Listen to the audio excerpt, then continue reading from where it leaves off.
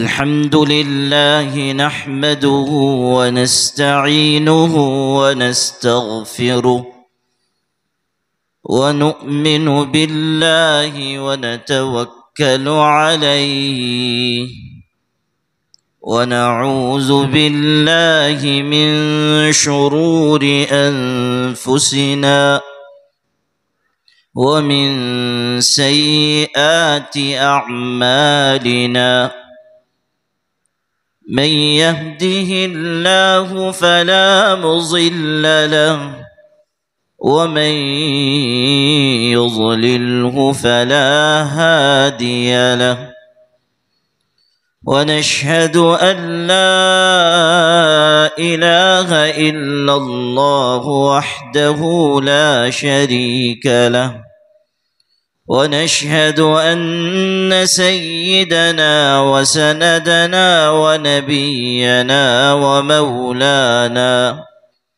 وشفيعنا ووسيلة يومنا وغدنا محمدا عبده ورسوله صلوات الله وسلامه عليه وعلى آله الطيبين وعلى صحابته الغر الميامين وعلى من تبعهم واهتدى بهديهم وسلك مسلكهم أجمعين أما بعد فأعوذ بالله من الشيطان الرجيم بسم الله الرحمن الرحيم كونوا ربانيين بما كنتم تعلمون الكتاب وبما كنتم تدرسون صدق الله مولانا العظیم۔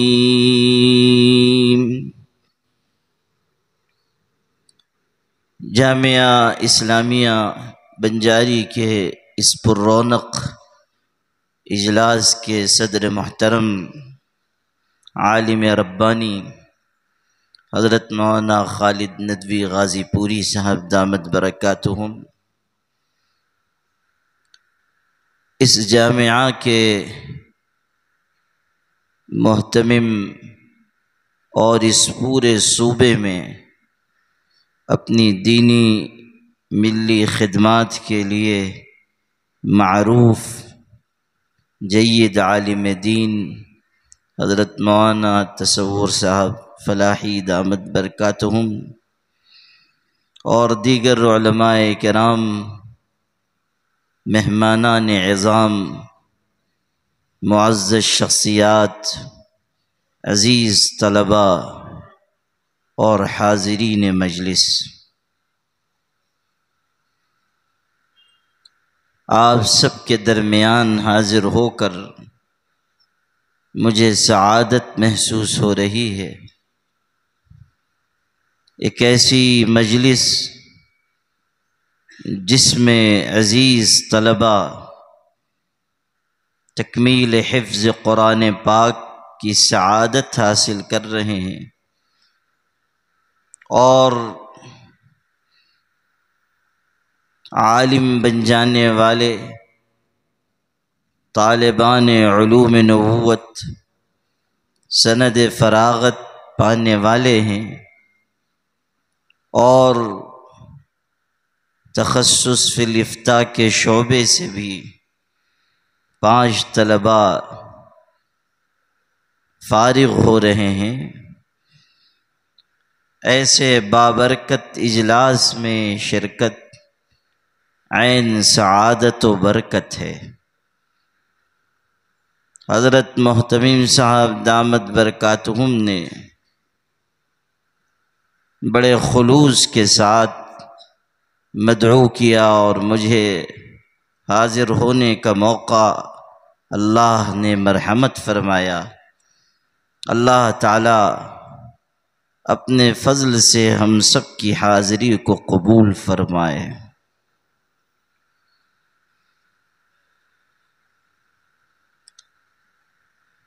محترم سامعین، اس موقع سے فائدہ اٹھاتے ہوئے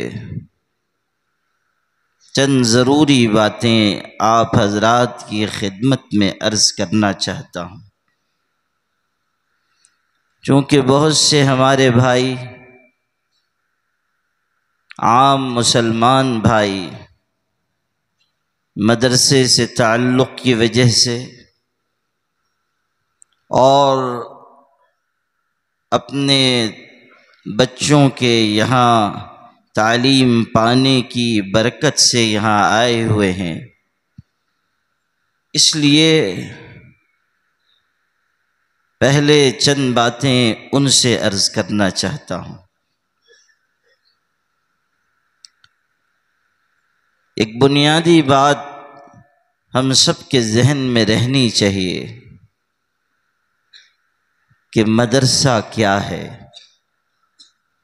اور مدرسے کی خدمت کیا ہے۔ ایک عام تصور ذہن میں یہ ہے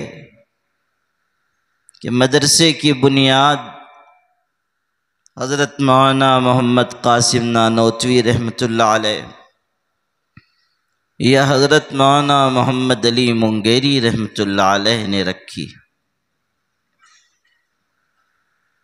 حالانکہ سچائی یہ ہے کہ مدرسے کی بنیاد ہمارے ان بزرگوں نے نہیں، ہمارے آقا حضرت محمد صلی اللہ علیہ وسلم نے رکھی ہے۔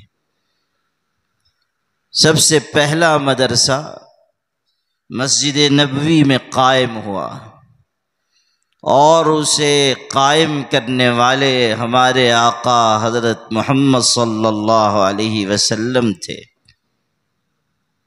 اس مدرسے میں پڑھانے والے بھی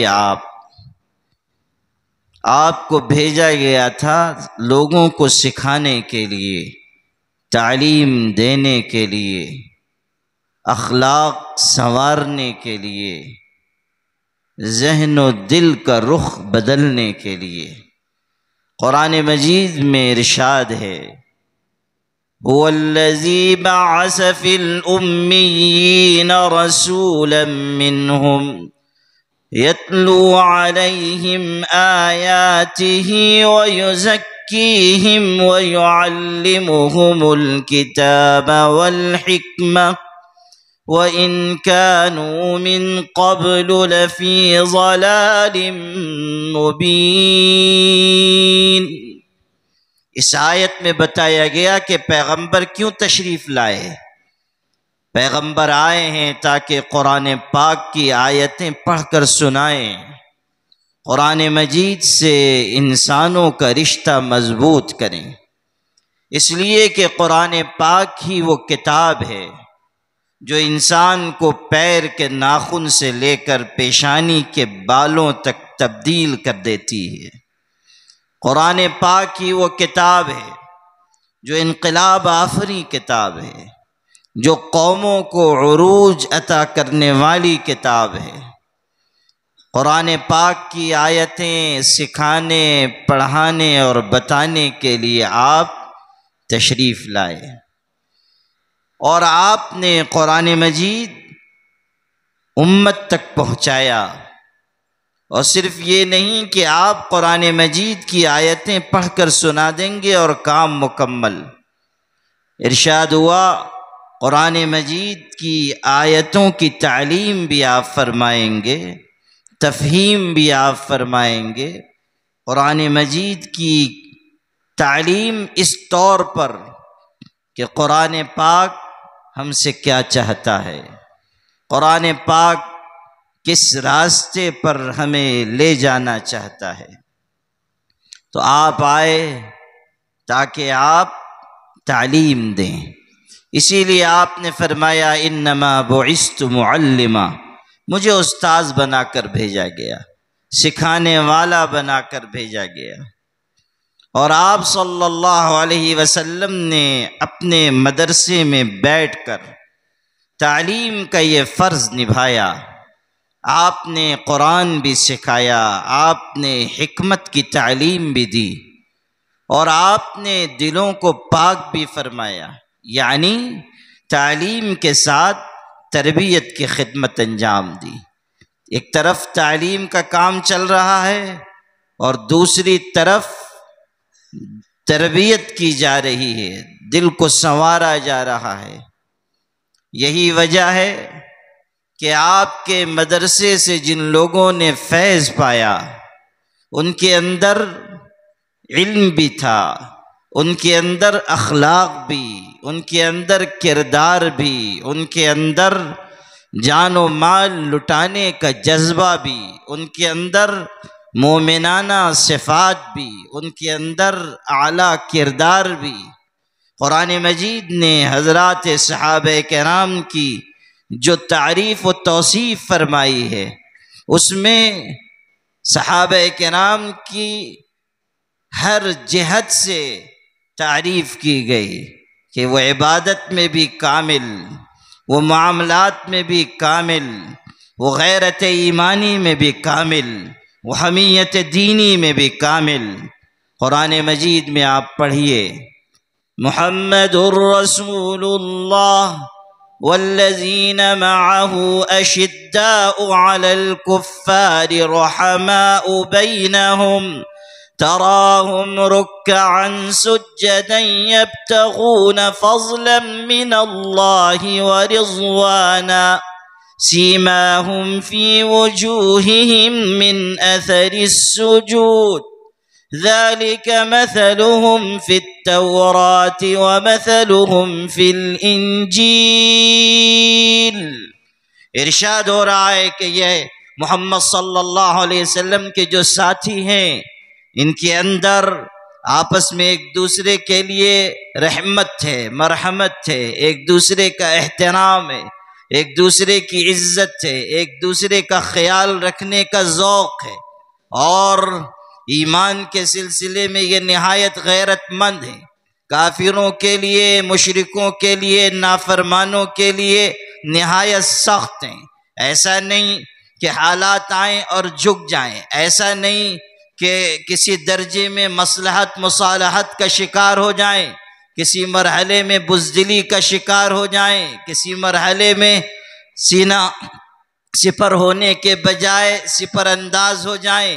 ارشاد ہو رہا ہے اشداء علی الکفار، یہ دین کے دشمنوں کے مقابلے میں نہایت سخت ہیں، جم جانے والے، اللہ کے وعدوں پر یقین رکھنے والے۔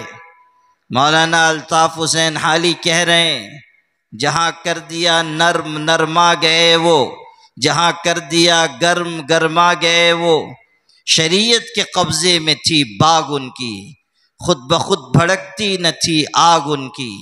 صحابہ کرام اللہ اس کے رسول کے احکامات کے پابند، اور اللہ تعالیٰ کی راہ میں آنے والے حالات کا پوری ثبات قدمی کے ساتھ مقابلہ کرنے والے۔ من المؤمنین رجال صدقوا ما عاهدوا اللہ علیہ فمنهم من قضى نحبه ومنهم من ينتظر وما بدلوا تبدیلا۔ یہ کن کی تعریف کی گئی؟ صحابہ کرام کی، کہ مسلمانوں میں وہ جوان مرد ہیں کہ جنہوں نے اللہ سے کیے ہوئے وعدے کو سچ کر دکھایا، کچھ وہ ہیں کہ جو اپنی باری پوری کر کے اللہ کی راہ میں اپنی جان لٹا کر دنیا سے رخصت ہو چکے، اور کچھ وہ ہیں جو اپنی باری کا انتظار کر رہے ہیں اور انہوں نے اللہ سے کیے ہوئے عہد میں کچھ بھی تبدیلی نہ کی۔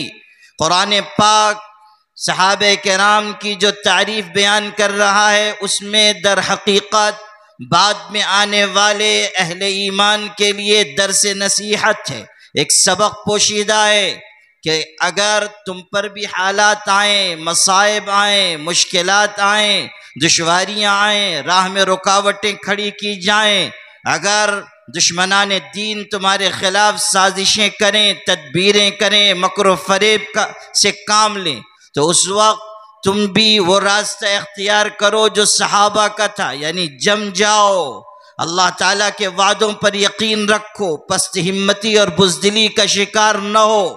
اللہ ان کو پسند نہیں کرتا جو حالات کے مقابلے میں سپر انداز ہو جاتے ہیں، ہمت ہار دیتے ہیں۔ اللہ ان کو پسند کرتا ہے جو مشکل حالات میں بھی جمے رہتے ہیں، ڈٹے رہتے ہیں۔ وَكَأَيٍّ مِّن نَّبِيٍّ قَاتَلَ مَعَهُ رِبِّيُّونَ كَثِيرٌ فَمَا وَهَنُوا لِمَا أَصَابَهُمْ فِي سَبِيلِ اللَّهِ وَمَا ضَعُفُوا وَمَا اسْتَكَانُوا وَاللَّهُ يُحِبُّ الصَّابِرِينَ۔ اللہ تعالیٰ جم جانے والوں کو پسند کرتا ہے، ڈٹ جانے والوں کو پسند کرتا ہے۔ سورہ صف میں ارشاد ہے، ان اللہ یحب الذین یقاتلون فی سبیلہ صفا کأنہم بنیان مرصوص، جو سیسا پلائی ہوئی دیوار کی طرح قائم رہیں، سد سکندری بن کر باطل کی راہ کی رکاوٹ بن جائیں۔ اللہ ایسے لوگوں کو پسند فرماتا ہے۔ آج جو ملک میں حالات ہیں، جس طرح کی پریشانیاں ہیں، اس میں مسلمانوں کے لیے ان آیات قرآنی میں بہت بڑا درس چھپا ہوا ہے۔ صحابہ کے واقعات، حضور کے ارشادات، قرآن پاک کی آیات سب ہمیں بتا رہی ہیں کہ ہمیں اللہ پر توکل اور اعتماد کے ساتھ آگے بڑھنا چاہیے۔ ہمیں توحید کی امانت پر ہر حال میں قائم رہنا ہے۔ ہمیں ہر قسم کے مشکل حالات میں اللہ تعالیٰ کے دین اور شریعت کے ساتھ وفاداری نبھانا ہے۔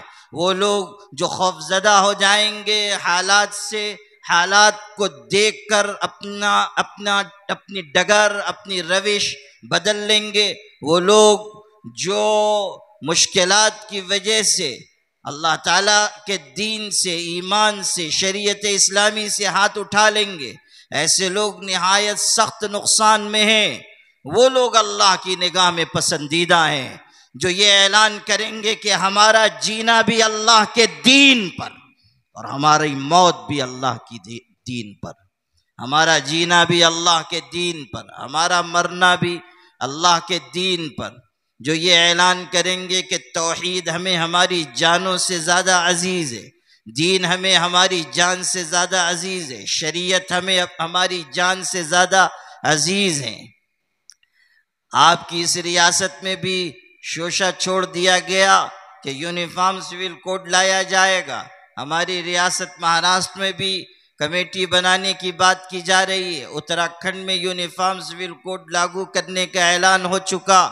اوقاف کے سلسلے میں جو کچھ دشواری ہے آپ کے علم ہے کہ وقف ترمیمی بل کے ذریعے کوشش کی جا رہی ہے کہ نئے اوقاف قائم نہ ہو سکیں اور پرانے اوقاف پر قبضہ کیا جائے۔ لاکھوں ایکڑ زمینیں جو ہمارے باپ دادا نے اللہ کی راہ میں دی ہیں، اللہ تعالیٰ کے لیے وقف کی ہیں، جہاں مسجدیں ہیں، مدرسے ہیں، یتیم خانے ہیں، ملی تعلیمی رفاہی ادارے ہیں، ان تمام وقف جائیدادوں پر خطرے کی تلوار لٹک رہی ہے اور لالچ رکھنے والوں کی رال ٹپک رہی ہے، اور یہ کوشش کی جا رہی ہے کہ قانون کے راستے سے قبضے کی راہ ہموار کی جائے۔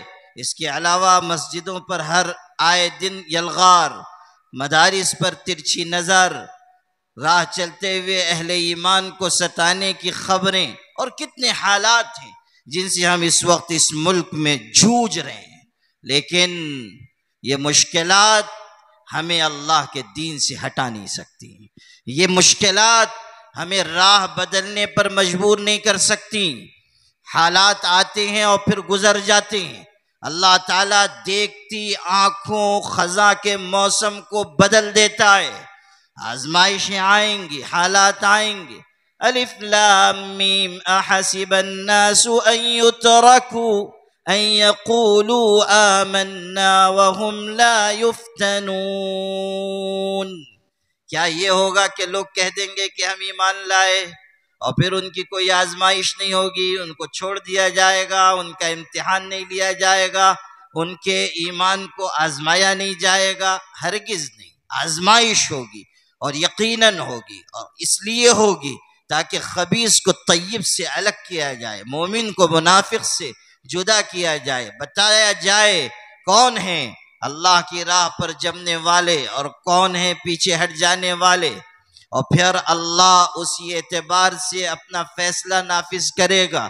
جو پیچھے ہٹ جائیں گے وہ شکست کھائیں گے، جو آگے بڑھیں گے قربانی دیں گے، کامیابی ان کے قدم چومے گی۔ کیا آپ نے نہیں دیکھا کہ غزہ کے مٹھی بھر مسلمانوں نے صبر کا، استقامت کا، توکل کا مظاہرہ کیا، قربانی پیش کی، اپنے جگر کے ٹکڑوں کو اللہ کی راہ میں قربان کر دیا، مکانات قربان کر دیے، جان ہتھیلی پر رکھ کر آگے بڑھے، شہادتیں بھی ہوئی، مکانات بھی گرائے گئے، پورے غزہ کو کھنڈر بنا دیا گیا، ظالمانہ استبدادی طاقتیں جمع ہو گئیں، یہودیوں کی ذہانت اور عیسائیوں کا سرمایہ اکٹھا ہو گیا، اور اسرائیل نے بدترین مظالم ڈھائے اور امریکہ نے اس کی پشت پناہی کی۔ لیکن ایک وقت آیا کہ جب اسرائیل کو اور اس کی پشت پناہ طاقتوں کو انہی مٹھی بھر ایمان والوں کے آگے جھک جانا پڑا، اور اللہ نے بتایا کہ تم تدبیر کرتے ہو اور ہم بھی تدبیر کرتے ہیں، اور بہترین تدبیر کرنے والی ذات اللہ کی ہے۔ وَمَكَرُوا وَمَكَرَ اللَّهُ وَاللَّهُ خَيْرُ الْمَاكِرِينَ۔ اللہ تعالیٰ دکھا رہا ہے کہ کس طرح قربانی دینے والوں کو غالب کیا جا رہا ہے، اور ان کی عزت کے مناظر ساری دنیا دیکھ رہی ہے۔ حیران ہے دنیا کہ اتنی بڑی بڑی طاقتیں، قوتیں کیسے سرنگوں ہو گئی۔ وہ حیران ہے کہ یہ کیسا معجزہ ظاہر ہوا، یہ کیسا حیرت انگیز واقعہ ظاہر ہوا۔ شاید وہ نہ سمجھ پائیں، لیکن بحیثیت مومن ہم سمجھتے ہیں کہ اللہ جب چاہتا ہے جس کو چاہتا ہے غالب کر کے دکھاتا ہے۔ اللہ تعالیٰ کے فیصلے ہیں، اختیار اللہ کا ہے، آسمانوں پر بھی اللہ کا حکم نافذ ہوتا ہے، زمینوں پر بھی اللہ کا حکم نافذ ہوتا ہے، اور اللہ نے فیصلہ کر دیا اِنَّا لَنَنصُرُ رُسُلَنَا وَالَّذِينَ آمَنُوا فِي الْحَيَاةِ الدُّنْيَا وَيَوْمَ يَقُومُ الْأَشْهَادُ۔ پیغمبروں کی مدد ہم ضرور کریں گے، اور ایمان والوں کی مدد بھی کریں گے، دنیا میں بھی کریں گے اور آخرت میں بھی کریں گے۔ کتب اللہ لأغلبن انا ورسولی، اللہ نے لکھ دیا میں غالب آؤں گا، میرے پیغمبر غالب آئیں گے۔ اللہ تعالیٰ نے طے کر دیا وَلِلَّهِ الْعِزَّةُ وَلِرَسُولِهِ وَلِلْمُؤْمِنِينَ وَلَكِنَّ الْمُنَافِقِينَ لَا يَعْلَمُونَ۔ عزت اللہ کے لیے ہے، اس کے پیغمبر کے لیے ہے، ایمان والوں کے لیے ہے، اور منافقوں کو اس کی کوئی خبر نہیں۔ منافق نہیں جانتے کہ خدا تعالیٰ کا نظام کیا ہے، منافق نہیں جانتے کہ اللہ کی طاقت کیا ہے، منافق نہیں جانتے کہ اللہ کا اختیار کیا ہے، منافق نہیں جانتے کہ اللہ تعالیٰ کس طرح حالات کو الٹتا پلٹتا ہے، منافق نہیں جانتے کہ اللہ تعالیٰ کس طرح اپنی حکمت اور مشیت کے تحت فیصلے فرماتا ہے۔ وَلَكِنَّ الْمُنَافِقِينَ لَا يَعْلَمُونَ۔ عزت اللہ کی، اس کے رسول کی، اہل ایمان کی۔ تو دنیا دیکھ رہی ہے کہ کس طرح اللہ نے اہل استقامت کو عزت عطا کی۔ یہ اور بات ہے کہ یہ جو امریکہ میں نئے حضرت آئے ہیں فضیلت الشیخ، ابھی تازہ تازہ وہ نئی نئی باتیں فرما رہے ہیں، اور وہ باتیں کرنے میں ہمارے یہاں کے فضیلت الشیخ سے بھی چار جوتا آگے ہیں۔ یہ جو ہمارے یہاں پہلے سے جلوہ افروز ہے، آپ لوگ تو شاید پتہ نہیں اخبار میں آپ لوگوں نے پڑھا یا نہیں، خبر آئی ہے کہ وائٹ ہاؤس میں جو لوگ لکھتے ہیں صدر کے احکامات، جو صدر کہتا ہے اس کو لکھتے ہیں، وہ لوگ سب پریشان ہو گئے ہیں، اس لیے کہ یہ حضرت بیٹھ کے نان اسٹاپ لکھواتے ہیں، اور اتنا کہ وہ سب عاجز آ گئے۔ نیا عملہ بھرتی کیا جا رہا ہے تاکہ ان کے ارشادات عالیہ، ملفوظات غالیہ لکھے جائیں. نیا اسٹاف وہاں بھرتی ہو رہا ہے، اور وہ کہہ رہے ہیں کہ ہم غزہ کے لوگوں کو منتقل کریں گے. سعودی عرب سے کہہ دیا کہ آپ اپنے یہاں زمین دے دیں، ان کو وہاں منتقل کر لیں، اور طرح طرح کی باتیں اور طرح طرح کے اقدامات. یہاں تک کہ ہمارے کتنے ہندوستانی بھائیوں کو ہاتھ میں ہتھکڑی، پیر میں بیڑی پہنا کے واپس بھیج دیا. کہاں تو یہ تھا کہ یہاں کے وزیر اعظم سے اتنی دوستی یاری کہ سبحان اللہ، جب پچھلے عہد صدارت میں آئے تھے تو بار بار چمٹ رہے ہیں، بار بار معانقہ، پتہ نہیں کیا خیال فرما لیا تھا، اتنا معانقہ. اور اسی معانقے کے درمیان اخبارات میں تصویر بھی آئی تھی کہ ہمارے فضیلت الشیخ کی صدری میں بھی ہاتھ ڈال دیا انہوں نے، یہ جو حضرت دوبارہ آئے ہیں. اب یہ کہہ رہا ہے کہ ہم اس آبادی کو منتقل کریں گے. جو آپ کو اصل بات سنانی تھی وہ یہ کہ ان کے عزائم چاہے جو ہوں، لیکن سن لیجئے کہ اگر یہ لوگ بھی غزہ میں داخل ہوئے تو اللہ تعالیٰ وہاں کے اہل ایمان کی ایمانی صلابت اور اللہ پر توکل اور اعتماد کی دولت اور اللہ کی راہ میں قربانی دینے کی برکت سے اللہ تعالیٰ ان لوگوں پر بھی انہی کو غلبہ عطا فرمائے گا. اور دنیا دیکھے گی کہ جس طرح افغانستان سے ان کو ذلیل ہو کر نکلنا پڑا، خدا نخواستہ اگر یہ یہاں داخل ہوا تو پھر اللہ تعالیٰ کی طرف سے وہ تاریخ پھر سے دہرا دی جائے گی. اگر یہ گھسا، اللہ تعالیٰ پھر ان کے اوپر ذلت کا عذاب، رسوائی کا عذاب مسلط کرے گا. اللہ تعالیٰ کی ذات عالی سے ایسی ہی امید رکھنی چاہیے.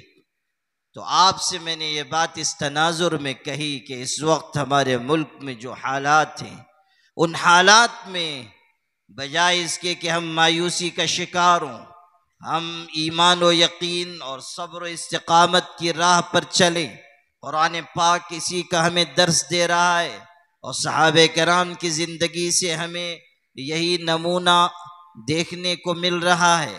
حضور صلی اللہ علیہ وسلم نے جو مدرسہ قائم فرمایا، آپ نے وہاں تعلیم بھی فرمائی، تربیت بھی فرمائی، انسانوں کی ایک بہترین جماعت آپ نے قائم کی جن میں غیرت ایمانی، حمیت دینی، عبادت کا اہتمام. سیماہم فی وجوہہم من اثر السجود، سجدوں کی کثرت کی وجہ سے ان کی پیشانیوں پر نشانات ہیں. اللہ کے آگے جھک رہے ہیں، اللہ کے آگے گڑ گڑا رہے ہیں. صحابہ کرام کے بارے میں پڑھیے، ایمان اس درجے کا کہ حضرت علی رضی اللہ عنہ فرما رہے ہیں لو کشف الغطاء مزددت یقینا، کہ اگر سارے پردے ہٹا دیے جائیں اور غیب کی ساری باتیں دکھا دی جائیں تب بھی میرے ایمان میں اضافہ نہیں ہوگا. یعنی بن دیکھے جو ایمان ہے وہ دیکھ کر ایمان لانے کی طرح ہے. ایمان بالغیب ایسا مضبوط، اور عمل کا یہ عالم ہے کہ ایک صحابی سے نقل کیا گیا لو علمت ان غدا اجلی ما قدرت ان ازید فی عملی، کہ اگر مجھ کو بتا دیا جائے کہ کل تمہاری موت آئے گی، کل تمہاری زندگی کا آخری دن ہے، جو کرنا ہے سو کر لو، تو قسم خدا کی میں اپنے عمل میں اضافے کی طاقت نہیں رکھتا. یعنی جتنا عمل کیا جا سکتا ہے وہ عمل ان کی زندگی میں موجود. کس طرح اللہ کے حضور میں کھڑے ہو رہے ہیں، کس طرح اللہ تعالیٰ کے آگے گڑ گڑا رہے ہیں، کس طرح نماز میں کبھی سجدے میں ہیں، کبھی رکوع میں ہیں، کبھی قیام میں. یہ صحابہ کرام کی عبادت کا حال، اور حضرت نبی کریم صلی اللہ علیہ وسلم سے محبت اور تعلق کس درجے کا، اس کے سینکڑوں واقعات ہیں جن کے بیان کرنے کا یہ موقع نہیں. جو بات عرض کی جا رہی تھی وہ یہ کہ حضور صلی اللہ علیہ وسلم نے مدرسہ قائم فرمایا، اور آپ نے وہاں تعلیم بھی دی، تربیت بھی فرمائی، اور ایک مثالی جماعت آپ نے قائم کی، ایسی بہترین جماعت جن کے اندر علم کی گہرائی تھی، جن میں تصنع اور تکلف نہیں، جن کے اندر اللہ تعالیٰ کے احکامات پر عمل کا ذوق جذبہ، جن کے اندر بہترین اخلاق، جن کے اندر بہترین کردار۔ حضور صلی اللہ علیہ وسلم نے اپنی درسگاہ کو تعلیم و تربیت کا گہوارہ بنایا، اور یہ بات بھی ذہن میں رہے کہ آپ نے مسجد نبوی میں مدرسے کے لیے جو جگہ مختص کی، اس صفہ چبوترا، آپ نے اس صفہ کو مسجد کے فرش سے بلند رکھا، 1.5 فٹ وہ چبوترا مسجد کی زمین سے اونچا ہے۔ ہمارے پیر و مرشد حضرت مولانا سید محمد ولی صاحب رحمانی رحمۃ اللہ علیہ فرماتے تھے کہ حضور صلی اللہ علیہ وسلم نے مدرسے کی جگہ کو مسجد سے بلند کر کے در حقیقت ساری امت کو یہ بتایا کہ نماز کا مقام، عبادت کا مقام اونچا تو ہے، مگر علم کا مقام اس سے بھی بلند ہے۔ علم اس سے بلند چیز ہے۔ علم کے بغیر عمل معتبر نہیں، علم کے بغیر عمل درست نہیں۔ علم امام العمل ہے۔ علم آئے گا تب عمل پیدا ہوگا، علم ہوگا تب عمل درست ہوگا۔ اس لیے مدارس اسلامیہ کی قدر و منزلت کو ہم پہچانیں۔ جہاں جہاں مدرسے ہیں وہ صفہ کا امتداد ہے، صفہ کا تسلسل ہے۔ ہر مدرسے کا رشتہ حضور صلی اللہ علیہ وسلم کی قائم کی ہوئی درسگاہ سے جڑا ہوا ہے۔ مدارس اسلامیہ تبلیغ دین کا مرکز ہیں، دعوت دین کا مرکز ہیں، اشاعت دین کا مرکز ہیں۔ مدارس اسلامیہ اسلامی نظریات اور افکار کی سرحدوں پر پہرا دینے والے افراد کے تیاری کی جگہ ہیں۔ یہیں وہ لوگ پیدا ہوتے ہیں کہ جن کے اندر علم کا رسوخ ہوتا ہے، جو فتنوں کو پہچانتے ہیں، جو حالات سے آگاہ کرتے ہیں، جو زمانے کی نبض پر انگلی رکھتے ہیں، جو خطرات کو ان کے آنے سے پہلے بھانپ لیتے ہیں۔ یہی مدارس اسلامیہ ہیں جو کارگہ انسانیت ہیں، یہی مدارس اسلامیہ ہیں جو تعلیم و تربیت کا مرکز ہیں، یہی مدارس اسلامیہ ہیں جو دین کے ہر شعبے کو افراد کار فراہم کرتے ہیں۔ اگر کوئی جماعت، کوئی جمعیت، کوئی تنظیم یہ سمجھنے لگے کہ ہمارا کام مدرسے سے بلند ہے، ہمارا کام مدرسے سے آگے کا ہے، اگر کوئی یہ کہنے لگے کہ مدرسے کیا کر رہے ہیں، مدرسے میں کیا کام ہوتا ہے، مدرسے والے کیا کرتے ہیں، تو سمجھ لیجئے کہ چاہے اس کی نیت کتنی ہی اچھی کیوں نہ ہو، وہ دشمنان دین کے ایجنڈے کو آگے بڑھا رہا ہے، وہ دشمنان دین کے ایجنڈے کو آگے بڑھا رہا ہے، وہ دشمنوں کے راستے پر چل رہا ہے۔ مدارس اسلامیہ ہر دور میں مشعل راہ رہیں، روشن مینار رہیں، رشد و ہدایت کا مرکز رہیں، اور اگر یہ مدارس نہ ہو تو پھر یہ ملت اپنے قدموں پر کھڑی نہیں رہ سکے گی۔ مدارس اسلامیہ کے ذریعے ہی ملت کو حوصلہ ملتا ہے، حوصلہ مند افراد ملتے ہیں، حق بات کا اعلان کرنے والے ملتے ہیں، اللہ تعالیٰ کی عبادت کی رغبت دلانے والے لوگ میسر آتے ہیں۔ انہی مدارس سے نکلنے والے حق بات کا علی اعلان اظہار کرتے ہیں، کسی کی پرواہ نہیں کرتے، کسی سے ڈرتے نہیں، کسی سے جھکتے نہیں، کسی سے دبتے نہیں، کسی کا خوف دل میں نہیں رکھتے۔ کیا آپ نے نہیں پڑھا ہمارے عزیز طلبہ، کہ آپ نے نہیں پڑھا کہ حضرت امام مالک ابن انس امام دار الہجرت، انہوں نے فتویٰ لکھا جو اس وقت کی حکومت کے خلاف تھا، اور حکومت نے ان کے لیے سزا تجویز کی اور ان کو اونٹ پر بٹھا کر مدینہ منورہ میں گھمایا جا رہا ہے، اور اس وقت وہ کہہ رہے ہیں من عرفنی فقد عرفنی ومن لم يعرفنی فانا مالک ابن انس اقول ان طلاق المکرہ لیس بواقع۔ جو مجھے جانتا ہے سو جانتا ہے، جو نہیں جانتا ہے وہ جان لے کہ میں مالک ابن انس ہوں، اور میرا فتویٰ یہ ہے کہ زبردستی دلوائی جانے والی طلاق واقع نہیں ہوگی۔ ایک لمحے کے لیے ان کے اندر تردد نہیں پیدا ہوا، ایک لمحے کے لیے مصالحت کا مزاج ان کے اندر نہیں آیا۔ حضرت امام احمد ابن حنبل خلق قرآن کے مسئلے میں حکومت وقت سے ٹکرا گئے اور اتنی تکلیفیں جھیلی کہ اللہ اکبر۔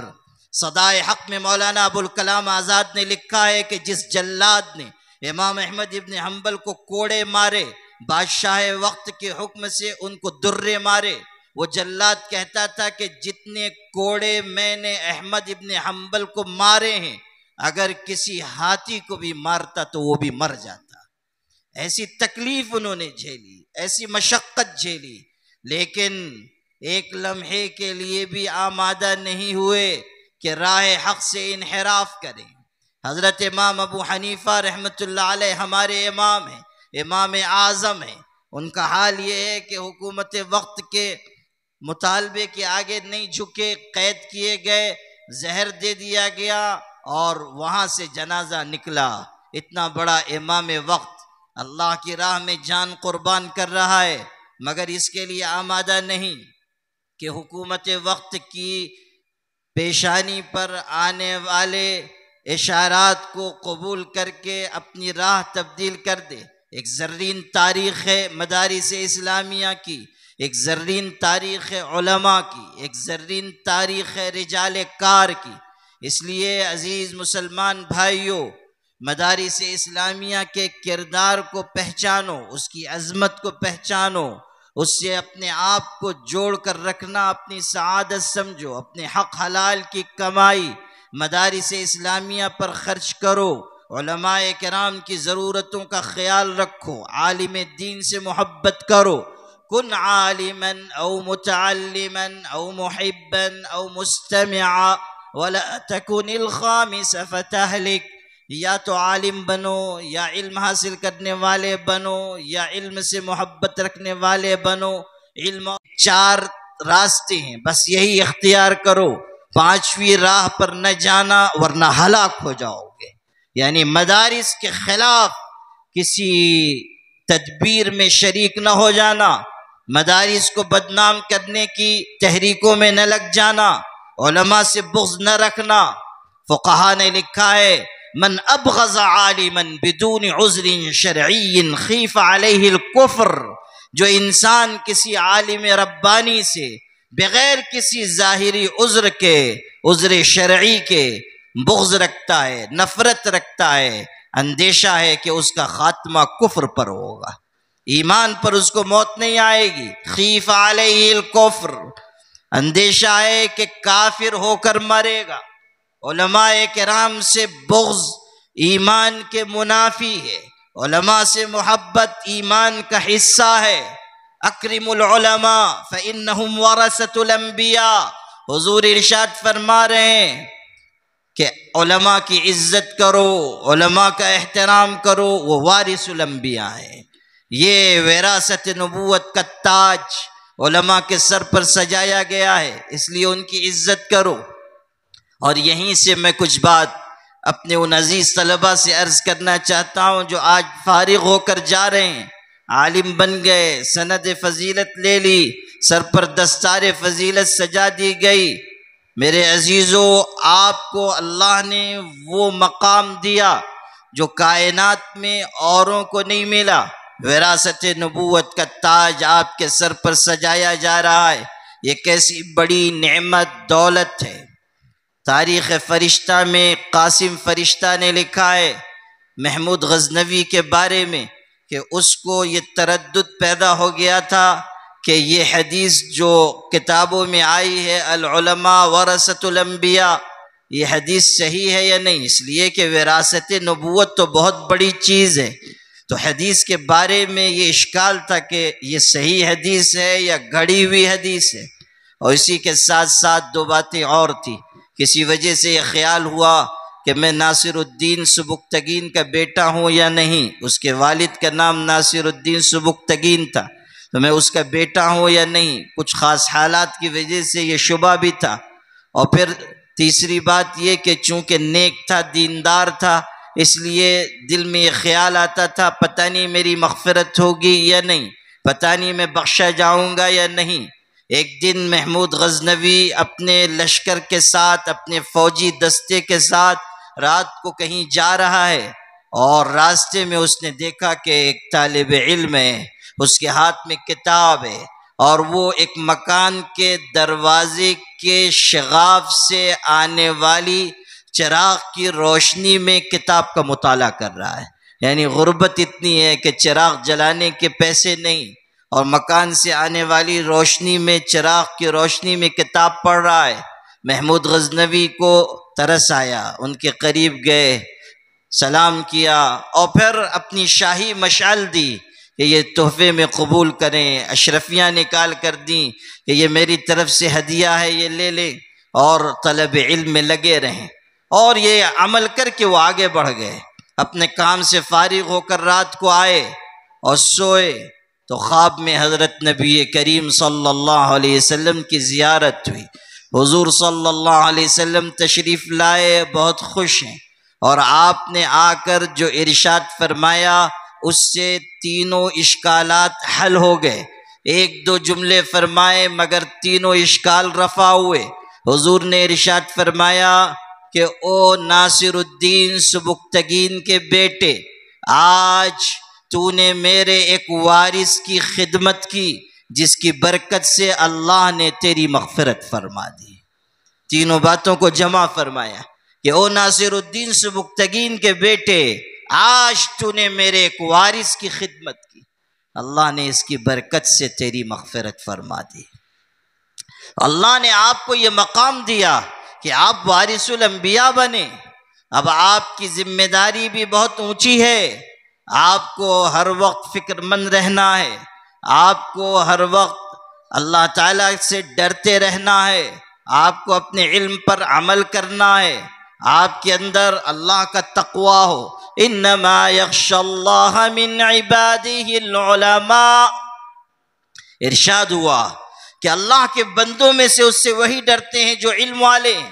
اور دوسری جگہ ارشاد ہے واتقوا اللہ ویعلمکم اللہ، اللہ سے ڈرو اور اللہ تم کو علم عطا کرے گا۔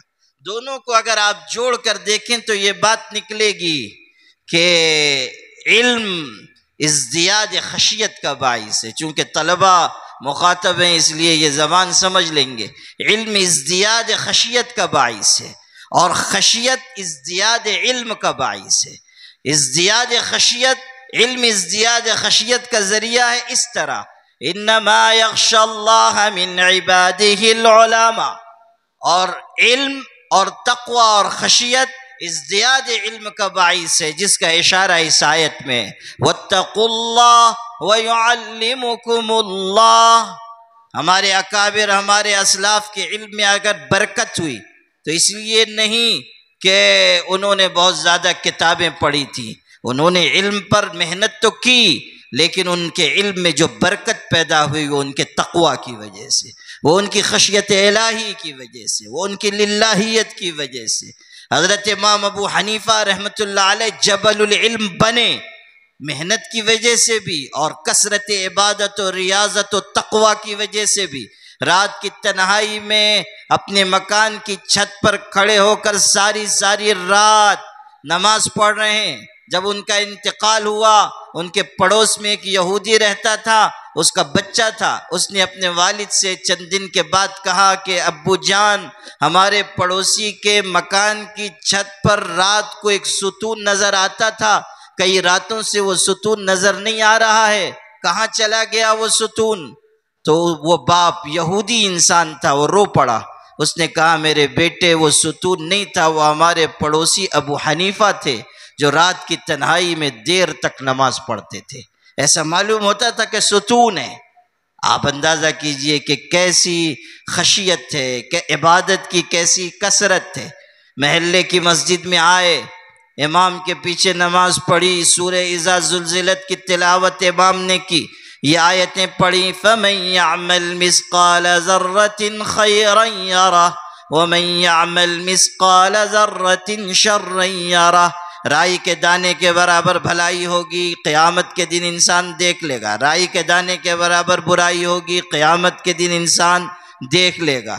بس یہ آیتیں سنی اور رو پڑے۔ نماز کے بعد اپنی داڑھی کو اپنی مٹھی میں پکڑا اور رونے لگے، اور بار بار اپنے آپ سے کہتے تھے کہ پتہ نہیں تیری منزل جنت ہوگی یا جہنم، قیامت کے دن تیرے بارے میں کیا فیصلہ ہوگا۔ وہ قیامت کا دن جب رائی کے دانے کے برابر بھلائی برائی سب ظاہر کر دی جائے گی۔ داڑھی پکڑے ہوئے رو رہے ہیں، آیت پڑھتے ہیں اور روتے ہیں، یہاں تک کہ مؤذن کے قدموں کی آواز آئی تو چونکے اور یہ خیال کیا کہ شاید کچھ دیر ہو گئی ہے، مؤذن چراغ بجھانے کے لیے آیا ہے، تو کہنے لگے کہ اچھا چراغ بجھانا ہو تو بجھا دو۔ مؤذن نے کہا کہ میں چراغ بجھانے نہیں آیا، فجر کی اذان دینے کے لیے آیا ہوں، اور فجر کا وقت ہو گیا ہے۔ تب حضرت امام ابو حنیفہ رحمۃ اللہ علیہ نے مؤذن سے کہا کہ تم کو اللہ کا واسطہ میری زندگی میں یہ واقعہ کسی سے بیان نہ کرنا، کسی کو نہ بتانا کہ ایسی کیفیت ہوئی۔ اخلاص بھی دیکھیے اور تقوی اور خشیت بھی دیکھیے۔ قاضی ابن ابی اوفا بصرہ کے قاضی تھے، محلے کی مسجد میں نماز بھی پڑھاتے تھے۔ ایک دن فجر کی امامت کے لیے آئے، سورہ فاتحہ کی تلاوت کی، اس کے بعد سورہ مدثر پڑھنے لگے۔ یہ آیتیں پڑھی، فَإِذَا نُقِرَ فِي النَّاقُورِ فَذَلِكَ يَوْمَئِذٍ يَوْمٌ عَسِيرٌ عَلَى الْكَافِرِينَ غَيْرُ يَسِيرٌ۔ قیامت کا ذکر ہے، قیامت کی سختی کا ذکر ہے۔ بس یہ آیتیں پڑھی اور رو پڑے اور ایک چیخ مار کر مصلی پر گرے۔ مصلیوں نے یہ سمجھا کہ شاید بے ہوش ہو گئے ہیں، لیکن قریب جا کر دیکھا تو پتہ چلا کہ اللہ کو پیارے ہو گئے۔ ایسی خشیت طاری ہوئی آیات پڑھ کر کہ روح نکل گئی، اللہ کی جوار رحمت میں حاضر ہو گئے۔ یہ ہے اہل علم یہ ہیں اہل علم کے واقعات کہ کس طرح اللہ سے ڈرنے والے تھے، کس طرح اللہ کی خشیت رکھنے والے تھے۔ اور آپ کتابوں میں پڑھیے، آپ کو سینکڑوں واقعات ملیں گے۔ یہی ہماری اصل میراث ہے۔ آپ اگر عالم بنے ہیں تو ایسے عالم بنیے کہ عالم ربانی کہلائیے۔ قرآن نے کہا کونوا ربانیین بما کنتم تعلمون الکتاب وبما کنتم تدرسون۔ اللہ والے بن جاؤ۔ کتاب اللہ کو پڑھنے پڑھانے کا مقصد یہ ہے اللہ والے بنو، تمہارے اندر بہترین صفات آئیں، بہترین اخلاق آئیں، مومنانہ کردار آئے۔ تابعین کے سردار حضرت خواجہ حسن بصری سے کسی نے پوچھا آپ مومن ہیں؟ تو حضرت خواجہ حسن بصری نے کہا اگر تمہارا سوال اس تناظر میں ہے کہ میرا ایمان اللہ پر ہے یا نہیں تو الحمدللہ میں مومن ہوں، لیکن اگر تم قرآن کی ان آیتوں کے پیش نظر پوچھ رہے ہو تو واللہ میں مومن نہیں ہوں۔ اور پھر وہ آیتیں پڑھ کر سنائی، سورہ انفال کی آیتیں، انما المؤمنون الذین اذا ذکر اللہ وجلت قلوبهم وَإِذَا تُلِيَتْ عَلَيْهِمْ آيَاتُهُ زَادَتْهُمْ إِيمَانًا وَعَلَى رَبِّهِمْ يَتَوَكَّلُونَ۔ ایمانی صفات کا بیان ہے، ایمانی کردار بیان ہو رہا ہے۔ تواضع اور انکساری اس درجے کی ہے کہ فرماتے ہیں یہ ایمانی صفات میرے اندر نہیں ہے، حالانکہ وہ اعلیٰ درجے کے متقی، اعلیٰ درجے کے عالم۔ ان کی سیرت میں ہے، قرآن کی آیت پڑھی لِيَسْأَلَ الصَّادِقِينَ عَنْ صِدْقِهِمْ، قیامت کے دن سچوں سے ان کی سچائی کے بارے میں سوال ہوگا۔ بس یہ آیت پڑھ کر بہت روئے۔ کسی نے کہا ما یبکیک یا ابا الحسن، کیوں رو رہے ہیں؟ تو حضرت نے فرمایا دیکھو قرآن بتاتا ہے کہ سچوں سے بھی قیامت کے دن سچائی کے بارے میں سوال ہوگا۔ سوچو کہ جب سچوں کا یہ حال ہوگا تو ہم کہاں کھڑے ہوئے ہوں گے، ہمارا کیا حشر ہوگا۔ اللہ اکبر، کیسی خشیت دل میں ہے، آخرت کی کیسی فکر ہے، آخرت کا کیسا دھیان ہے۔ ہم سب بھی آخرت کے مسافر ہیں، ہمیں بھی اللہ کی بارگاہ میں جانا ہے، ہم غور کرتے ہیں کہ قیامت کے دن کیا جواب دیں گے، ہم غور کرتے ہیں کہ اللہ کی بارگاہ میں کیا عذر پیش کریں گے۔ دنیا فانی ہے، یہاں کی ہر شے آنی جانی ہے، موت برحق ہے، قیامت برحق ہے، قیامت کے دن کا حساب کتاب برحق ہے۔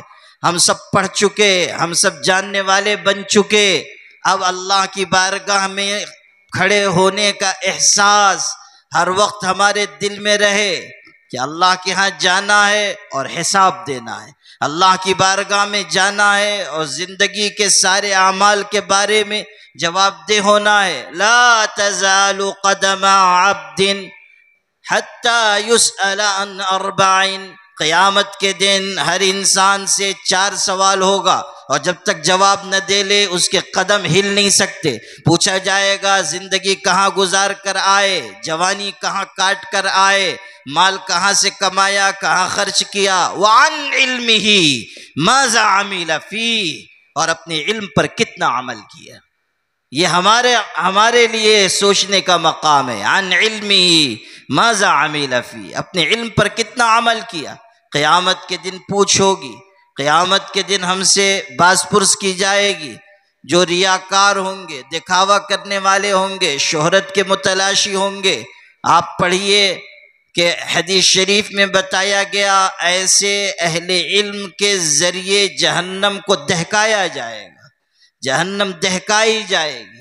اللہ تعالی ہم سب کی حفاظت فرمائے۔ ہمارے لیے کس قدر محاسبے کا مقام ہے۔ اس لیے عزیزو، آپ جا رہے ہیں تو عالم ربانی بننے کی طلب لے کر جائیے اور ہمیشہ علم سے رشتہ قائم رکھیے۔ بہت مشکل حالات میں آپ میدان عمل میں جا رہے ہیں، ہمت سے حکمت سے کام لیجئے، اختلافات سے الگ ہو کر وحدت کلمہ کی بنیاد پر ملت کو مجتمع کیجئے، متحد کیجئے۔ امامت کے ذریعے، خطابت کے ذریعے، تقریر کے ذریعے، تحریر کے ذریعے، مجالس کے ذریعے، وعظ و نصیحت کے ذریعے اصلاح کا پیغام لوگوں تک پہنچائیے۔ اس وقت جو ملک کے حالات ہیں اس کے پیش نظر خوب محنت کیجئے، اپنے آپ کو اللہ تعالیٰ کے دین کے لیے فنا کر دیجئے، اللہ تعالیٰ کے دین کی نشر و اشاعت کے لیے ہر قربانی دینے سے دریغ نہ کیجئے۔ اگر آپ یہ کریں گے تب اللہ کے ہاں آپ کا درجہ نہایت بلند ہوگا۔ وہ بچے ہمارے جو حافظ قرآن ہوئے ہیں وہ بھی قرآن پاک سے رشتہ زندگی کی آخری سانس تک قائم رکھیں، قرآن پاک پڑھتے رہیں، پڑھاتے رہیں، قرآن مجید کی تلاوت کرتے رہیں، اور قرآن مجید کے پیغام کو دوسروں تک پہنچانے کے لیے اپنے آپ کو ہر وقت فکر مند رکھیں۔ قرآن مجید فذکر بالقرآن من یخاف وعید، قرآن پاک کے ذریعے نصیحت کرنے کا حکم قرآن میں آیا ہے، اور قرآن پاک ایسی پیاری کتاب ہے کہ اللہ نے عروج کے اور عزت کے نقشے اسی کتاب سے جوڑ دیے ہیں۔ آپ کو صرف ایک واقعہ بتا کر، جس میں حفاظ کے لیے بھی، عام مسلمانوں کے لیے بھی نصیحت ہے، اپنی بات مکمل کر دیتا ہوں۔ چین میں ایک ظالمانہ اقتدار قائم تھا، اس کے خلاف آواز بلند کی ایک شخص نے جس کا نام تھا ماؤ زیدونگ۔